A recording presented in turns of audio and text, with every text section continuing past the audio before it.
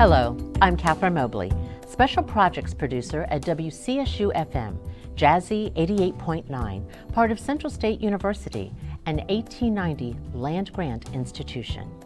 You've joined us for a segment of our nationally sponsored Save a Life campaign.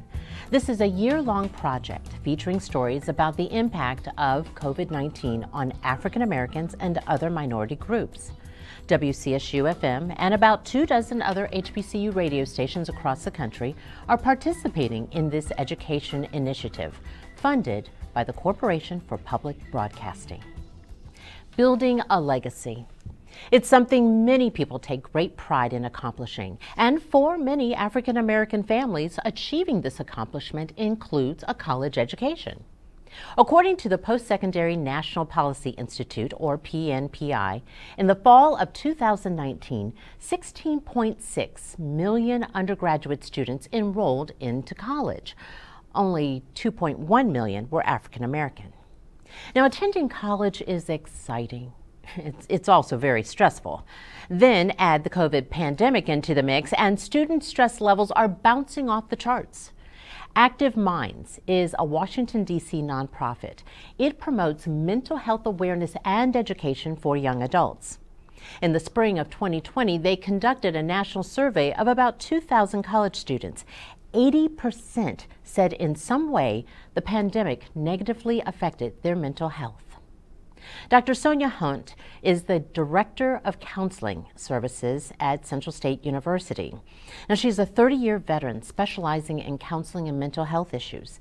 She agrees the COVID pandemic has caused more CSU students to seek counseling services. Welcome, Dr. Hunt, and thank you very much for joining us today. Good afternoon. It's great to be here. Wonderful. Well, now, before the COVID pandemic, roughly how many students on the campus of Central State, both the main campus and even the Dayton campus, how many was your office seeing? Roughly around 15 to 20% of the student population. We were servicing them, and in terms of clock hours, anywhere between 900 to 1,200. This past year, we have seen a great increase in the number of students. Currently, we have served roughly 48% of our student population on campus. And in terms of clock hours, they have exceeded 2,500 clock hours. Wow. Now let's break those percentages down. So prior to the pandemic, that 15 or so percent, that would have equated to roughly how many students? So with our population being roughly around 2,000, anywhere between 350 and 400 students. Okay, and then post-pandemic or stepping into the pandemic and moving through the pandemic, what did that number look like? We're looking at close to 1,000. 1,000 students. 1,000 students. And that number includes different modes of contact with students, one-on-one, and also group interactions. Okay. Basically, what are their concerns? Many. But the ones that are more prevalent, depression, anxiety, and we know nationally for college campuses, the rate is around 40% of students experiencing depression and anxiety. In the midst of the pandemic, we've seen both of those, depression, anxiety. We've also seen grief. The pandemic has presented many challenges in terms of loss of individuals, and then loss of lifestyles. Okay, all right. Which is something we tend not to really think a whole lot about, because we tend to assume young people are very flexible and they'll just go with the flow. But that hasn't necessarily been the case? That has not been the case. And we do, this generation of young adults, yes, they are flexible. But with the pandemic, there's the added burden of not being able to resort to what you used to know. Okay. So when I say laws, I'm speaking of that too. Lifestyles have changed Some resources are not available anymore. Now, I know for these young people, social media is a big fueling element in their lives. Thus, has that changed at all? Has that been altered because of the pandemic in terms of how they're plugging into social media, or are they using social media more to stay connected? I think probably they are using social media more, but with that is also the potential for misinformation. Okay. And I'll get into that later in the show. Okay. And how that has impacted individuals. Okay. Of the students who have been coming to your office, working with you and your team, have any of them talked about suicide? Oh, absolutely. We've seen a great increase in suicidal ideations with students presenting as such. It is a reality that we have to deal with. And with suicidal ideation, there is a lack of hope. So for clinicians, for support people, for families, I think it is incumbent upon us to be mindful to do all that we can to instill that hope. With the advent of the vaccines and now a booster, has that actually reduced the numbers of young people seeking out your services? It has increased it. Really? Why? Again, and this is where I want to interject about the social media. Okay. There's a lot of misinformation regarding that. Some students are not confident in the vaccine based upon information that they receive from social media, from their friends. And, you know, we are promoting everyone to be safe, to be safe as possible. And I think students want to be safe, but really not sure of what is this vaccine, what's in it, how is it going to impact me. So it has caused more anxiety. Okay. From a lack of not knowing. So as a result of that, our health department, our health center on campus has been very diligent in making sure that individuals are informed, educated, and empowered to make decisions that benefit not just them, but everyone around them. Right. Because then they'll take the information and they'll spread it on. So that really, I'm sure, is very cumbersome. Yes. Trying to, in their very young minds, decode and figure out what is the accurate information, what is the misinformation, and how to navigate that labyrinth. Right. Now, traditionally, Dr. Hunt, African American families and churches have been somewhat reluctant to plug into counseling services or counseling therapy. A lot of times they will tell the younger generations, hey, you know, just pray through it. You're going to get through it, you'll be fine, or pull up your big girl panties, or just shake it off. Or in our family, we don't talk about these things. We don't have these problems. You know, we don't give words to it. But really all that does is it minimizes the very real mental health issues these young people are actually experiencing. And it can be very demoralizing for them personally. So how do you counter that? Well, first let me say, and yes, I've heard all of those and more. But if we look at how we're created, and if you will allow me to speak from a Christian perspective, because that's the faith that I adhere to. We're created multidimensionally. We're mind, we're body, we're soul and spirit. When our bodies are not well, we seek medical attention. But when our minds are not well, why do we neglect that? Fortunately for me, I know individuals who are in ministry and also mental health clinicians. Okay. They do exist. And I think that we are progressing towards really embracing that. Mm-hmm. No, historically, we have not seen that in the African American community. We've been told, yes, pray about it. Just tell Jesus. If you have a faith, if you believe in the Lord, yes, then just tell Jesus, just tell and you'll Jesus. be all right. Absolutely. Yeah, and then you wake up the next morning, you still feel bad. Absolutely. But there are examples in the Bible with individuals who experience mental health issues.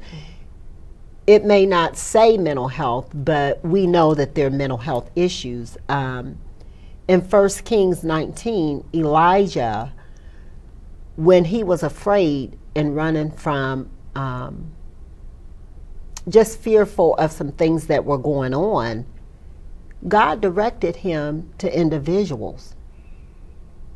When we look at King Saul, in his moments of depression, he called upon David to pray for him. When we think about Moses being overwhelmed with all of the duties that he had upon him, his father-in-law approached him and said, look, you need to get you some help. And he followed his father's advice. So mental health is not new. Our approach to it, African Americans specifically, because of the stigma associated with it. Mm-hmm. The stigma of being crazy, the stigma of being out of our minds, has really prevented barriers for us to get the help that we need. And I would hope within the next 2 years that we will be working faithfully to remove those stigmas. That's one of the things that we do on Central State University's campus. We have had a robust Remove the Stigma campaign for the past 2 years. Mm-hmm. And talk about that. Our Remove the Stigma campaign was actually developed by our students. We have students who are involved with our NAMI on campus student organization. And the goal has been to remove the stigma so individuals can get the mental health that they need. And what is NAMI?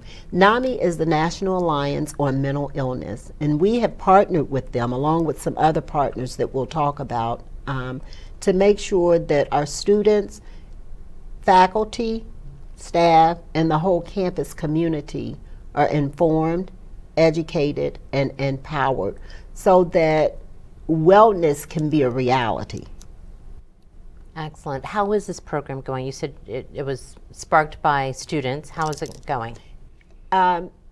Based upon the increase of individuals that we serve, it has been quite successful. Mm-hmm. Quite successful. We do a weekly outreach for students just to get to know who we are and where we are. Mm-hmm. And also, probably most importantly, to know that they matter, that their mental health matters. Right. And to let them know they're not alone, that Absolutely. They're not the only ones having these difficulties or having these feelings. And that it's very normal.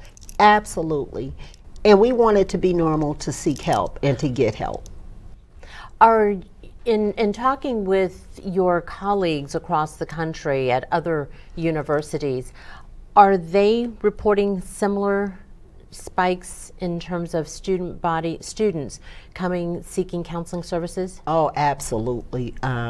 We're a part of the American University Counseling Center directors, mm-hmm.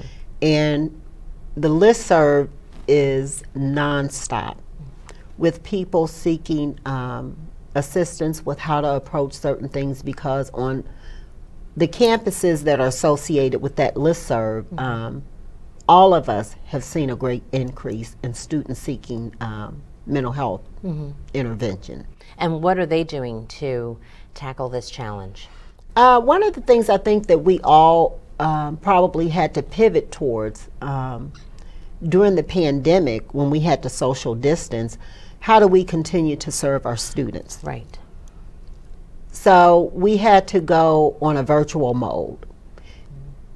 And even though for Central State's campus, we're back on campus, we still offer that as an option to our students. And has that been popular among young people to plug into the virtual mode? No, not on our campus. They would rather have that person-to-person, face-to-face. face-to-face interaction? Absolutely. And we prefer it as well because we can better assess. Body language speaks volumes. Right. You don't necessarily have that in a virtual mode. But when we couldn't see them face to face, we had to adjust to that modality. Are there any other support networks available for the CSU students or strategies that you introduce to the students so they can plug into the support of their family or friends or their professors or their advisors? Are there any other we vehicles? have a robust training schedule that is available to everyone on campus and the community free of charge. Namely, our QPR, Question, Persuade, and Refer Suicide Prevention Training. We also have our Trauma-Informed Care Training, as well as our Mental Health First Aid Training. And these trainings are designed to help individuals to recognize warning signs and to respond effectively. Okay. And every student leader on campus is trained. Everyone in student affairs, they're trained. Volunteers are trained. Partners are trained. And we want everybody to be trained so when students do present with issues, we're not saying they have to provide counseling, but we want them to know how to respond effectively. What can you describe briefly some of the modalities you and your team use to address a student's concerns or needs? Well, for us at Central State University, we're traditional and non-traditional. Some students will not come and sit with us and talk. But students will come and access our relaxation room that's equipped with 2 wonderful relaxation chairs with massages, with heat, with the waterfall, with relaxation music, and it is a well-loved room. We also have an art room that students can access. And just going in, seeing that room, you can understand that it's well-loved also. They may not be able to verbally express themselves or may not desire to verbally express, but they will express it through their art. We also have a developing music room that students can access. And I'll just share a story. 2 years ago, right before the pandemic, a student came in and wanted to use the music room. And as he was playing, I was in my office. The music room is down the hall from my office.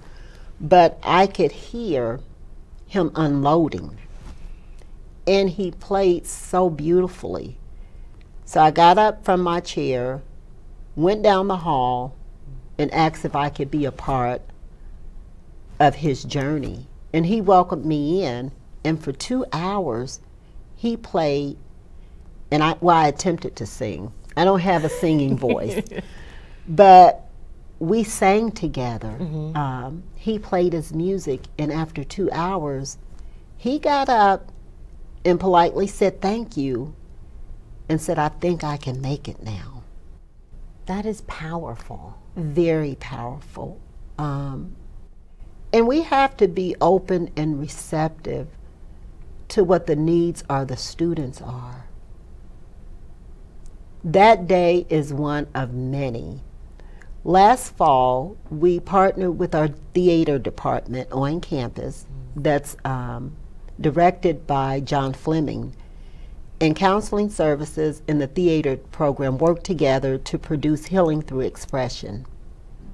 which was a theater production that the students facilitated and executed. And it was absolutely astounding. There were students participating that I didn't think would ever present on stage. Really? Absolutely. And they rocked it. Oh man, that is really neat. Absolutely. And I think one of the outcomes, because everything we do, we want to relate it to our retention efforts as an institution. Right.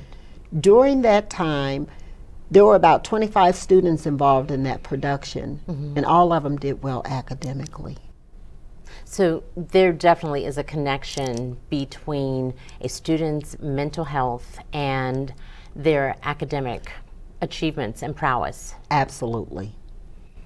If my mind is not well mentally, then how can I do well academically? Exactly, exactly.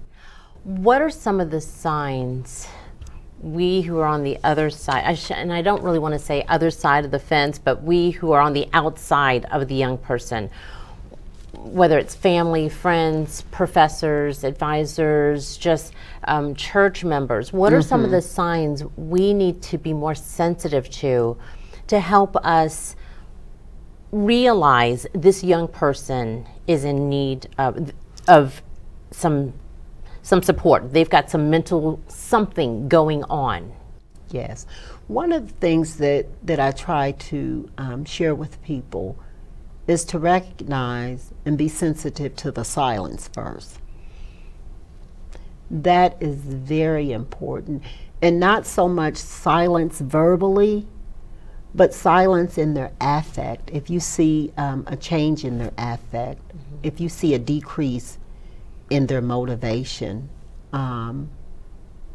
if you see a decrease in their lack of activity, when their grades are failing for faculty members, right, those are possible signs of depression or another mental health issue. Isolation is a big one. Again, that nonverbal silence. We encourage our colleagues, when in doubt, refer. We don't care what it is. We can work together with the student to work it out. Refer, refer, refer. What does referrals look like for our campus at Central State University? Of course, we have a formal referral process where you can go online and fill out the referral form, and it will automatically generate. And we're monitoring that every day, all day. So as they're coming in, we're actually following up. Okay. And even more so with us dealing with the COVID-19 pandemic, because we understand the implications. Call us. Just simply call us. We respond. And if that doesn't work, just come to us. just walk through the door. Just walk through. And we have been intentional in making sure that we don't have a waiting list. Okay. And I think that has helped students to come and seek help. I think that has aided in our increase in numbers. Waiting could be fatal. What's the number people should call? The number to call, 937-376-6338. The other number to call, 937-376-6171. The other number to call is 937-376-6649. If you call any of those numbers, we guarantee that you will get either Ms. Frances Robinson, who is our program manager, who actually triage the needs of the students, Kelly Browning, who is the other counselor, and also myself. Any of those three numbers you call, we will respond. Okay, all right. Dr. Hunt, you've given us a great wealth of information, but for a student who may be listening or watching our conversation and they keep saying in their head, no, I got this. I just need to buck up. No, I can do this. I just need to do it. Just one more day, I can do it. What would you say to them? I would say to them, get help, and get help immediately. Get the support that you need for your journey. One of the messages in the trauma-informed care training is that healing happens in relationships. And I think that that is so important, and that's why we're there. That's why counseling services exist, for us to journey with you. Come to us. Everything we talk about is confidential, but more importantly, is non-judgmental.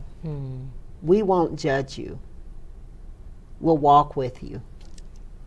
And that would help counter the shame, because Absolutely. Many people feel ashamed. They feel, I should be able to do this. My parents did it. My older brother Yes. did it. My younger sister is doing it.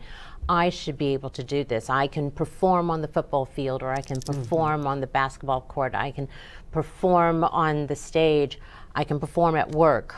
Why am I feeling this way? I should be able to conquer this. But that's a misnomer, isn't it? Absolutely. And again, I'll go back to our physical bodies. When they're not doing what they should be doing, we go see a medical doctor.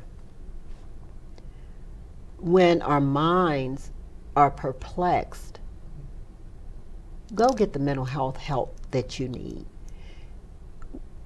In our department, we don't diagnose students because they're more than a diagnosis. And that's intentional, because that sort of removes the stigma as well. And can you talk just a little bit about how, if a college student is able to gain a partner with your counseling services, to go through this journey, as you say, to break down these mental challenges, mental issues, depression, anxiety, whatever it may be, then as they become healthier and stronger mentally and emotionally, describe how that trickling effect can actually infuse their family, their immediate family. Absolutely. And we have had the privilege of experiencing that.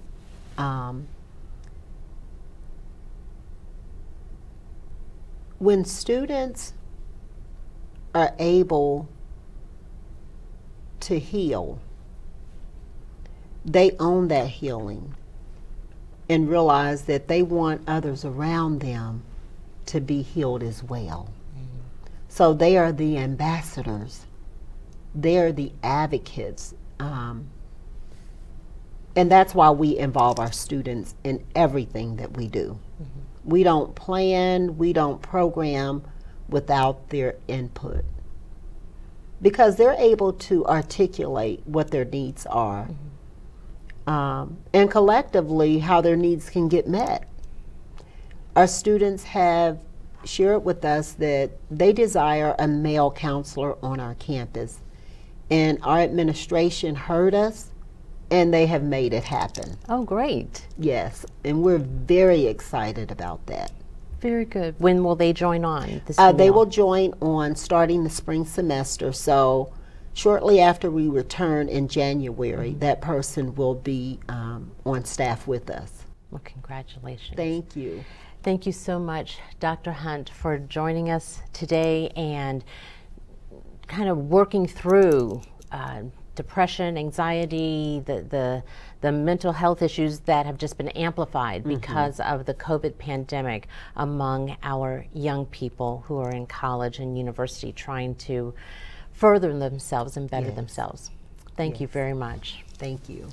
Dr. Sonia Hunt is Director of Counseling Services at Central State University, the Wilberforce and the Dayton campuses. And we really do thank you for explaining all of this to us.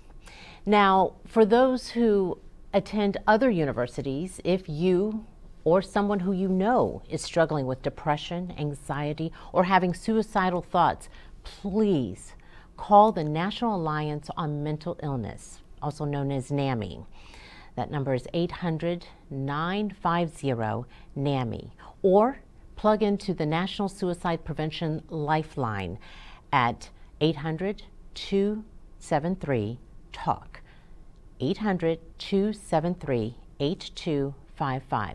Or also you can use the crisis text line by texting HOME, H-O-M-E, to the number 741-741. Also, learn more about COVID-19 myths and facts, how to get vaccinated, and other related materials at coronavirus.ohio.gov. I'm Kathryn Mobley, Special Projects Producer for WCSU FM. Thank you for tuning into this segment of our nationally sponsored Save a Life campaign. This year-long project features stories about the impact of COVID-19 on African Americans and other minority groups. WCSU FM and about 24 other HBCU radio stations across the country are participating in this educational initiative, which is funded by the Corporation for Public Broadcasting. WCSU FM Jazzy 88.9 is part of Central State University, an 1890 land-grant institution. Until next time, be well.